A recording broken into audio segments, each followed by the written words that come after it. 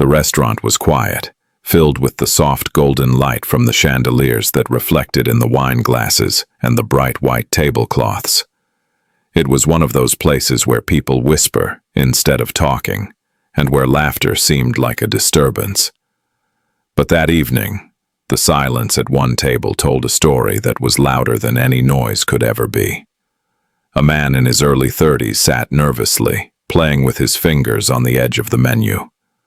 Across from him sat a woman, her head slightly lowered, breathing unevenly. Both were victims of something cruel, but only one of them knew it. Before we continue, if you believe in kindness, second chances, and the beauty of the heart over the outside, take a moment to like, comment, share, and subscribe to Kindness Thread. This helps us spread stories that remind the world what humanity really means. His name was Ethan, a single father who had been through more in 5 years than most people go through in their entire lives. After losing his wife to cancer, he raised his 6-year-old daughter Lily, all by himself. Life had not been kind to him. He juggled 2 jobs, school drop-offs, and endless bills.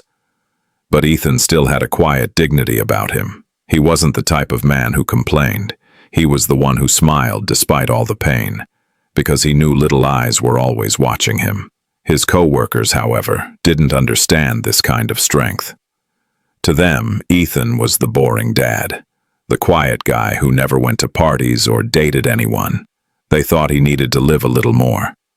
So one afternoon, out of boredom and misguided humor, they decided to set him up on a blind date.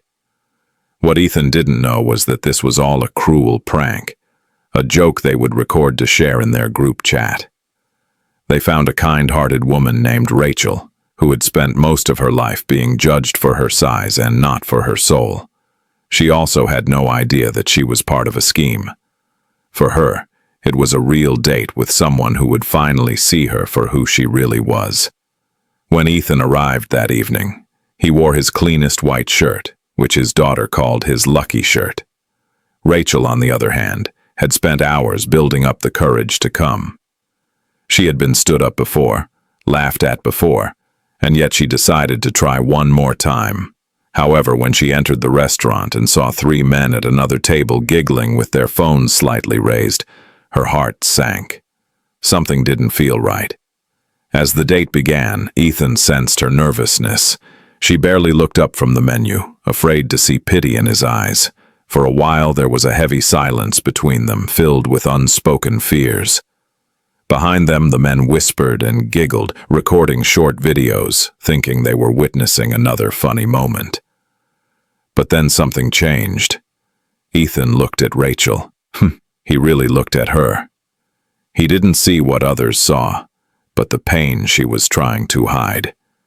In her eyes was kindness, the kind of kindness that comes from being hurt for years and still choosing to be gentle. He gently broke the silence and asked her about her day, her work, her dreams. At first she hesitated, but his honesty slowly opened her up. They began talking about books, about family, about the strange ways life tests people. For the first time that evening, Rachel smiled, and it wasn't a forced smile. Meanwhile, the 3 men in the corner kept filming, waiting for Ethan to realize it was all just a joke. They expected him to get angry or embarrass her, but instead, something happened that they could never have imagined. After dinner, Ethan stood up, smiled, and asked Rachel to wait a moment. He walked straight to the table where the men were sitting, their grins freezing as he approached. Calmly, he placed his phone on their table and said, "I know what you're doing." One of them tried to laugh it off, but Ethan's voice became firmer. Not loud, but in a way that had weight. "You thought it would be funny to humiliate someone. You thought pain was entertainment. But I'll tell you something. The strongest people I've ever met are the ones you make fun of. People who are still here, who still believe in love, who still choose to be kind, even when the world isn't kind to them." The room became quiet. Even the background music seemed to fade. Ethan's words weren't shouted. They were spoken with a calmness that cuts deeper than any anger ever could. You matched me with one of the most genuine people I've met in years, he continued. So I thank you, because instead of destroying someone, your joke reminded me that kindness still exists. He turned back to Rachel, who was watching with tears in her eyes. Ethan walked back to their table, pulled out her chair, and said, "Let's finish eating. I think I'd rather focus on someone who's real than on people who have forgotten what that means."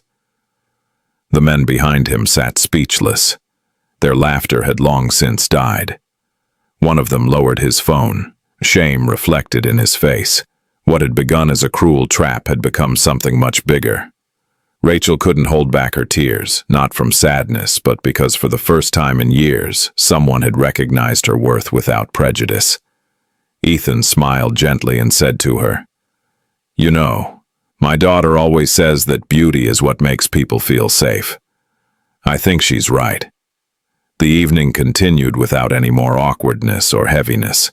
They talked for hours and discovered how much they had in common. Not just pain, but also resilience. Two people who had been broken by life found hope in each other's words. At the end of the evening, Ethan asked if he could see her again, and Rachel said with a trembling smile, "Yes." As they said goodbye in front of the restaurant under the streetlight, the three men who had mocked them earlier quietly deleted the video from their phones. The laughter that had previously filled their group chat was replaced by silence and eventually guilt.